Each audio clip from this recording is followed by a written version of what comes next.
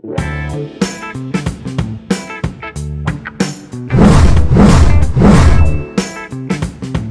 sample problem on spiral curve. So we have the given na mga details dito. Now we have the length of the spiral LC is 80 meters and then we have the radius of the circular curve is 200 meters. Pinapahanap sa atin dito is yung length of throw or that's basically yung rho natin, no, na symbol dito sa spiral curves natin.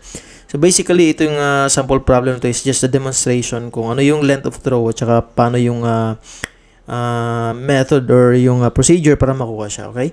So we have listed the equations here para sa rho natin or the length of throw, which is just equivalent to XC over 4. And then knowing that XC natin is just LC squared over 6RC, pwede natin i-reduce yung rho natin as LC squared over 24RC. So given na yung LC natin which is 80 meters and then yung RC natin is 200 meters. So madali lang kunin yung rho natin for this sample problem. Okay, pero bago ang lahat, discuss muna natin ano ba yung rho or yung length of throw. So, meron tayong figure dito ng simple curve, spiral curve. So, we have the transitions here, yung line na yun, ito yung transition natin. And then, we have the simple curve yung dito sa gitna, yung galing dito sa SC, papunta dito sa CS.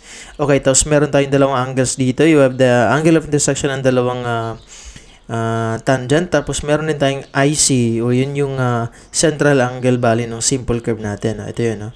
Tapos meron tayong I din nilagay dito which is equivalent dito sa I sa taas, okay? So ang meaning lang ng length of throw natin is yung offset ng circular curve natin. So 'di ba hanggang dito lang yung circular curve natin. So what if i-extend natin siya papunta dito? Tapos hanggang sa makuha natin yung angle na I, which is equivalent dito sa I dito sa taas. So, yung supposedly PC niyan and then PT, kung circular curve yung consider natin, na-offset siya galing dito sa tangent na line natin. So, kung ano yung length or distance ng offset, yun na yung tinatawag natin na rho or the length of the throw ng supposedly PC natin ng simple curve.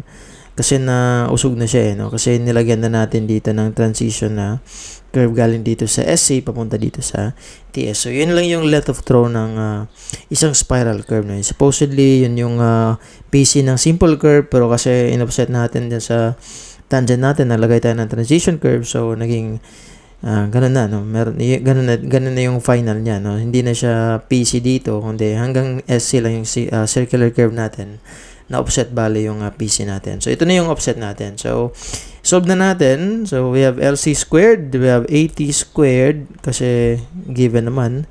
And then we have 24 times 200.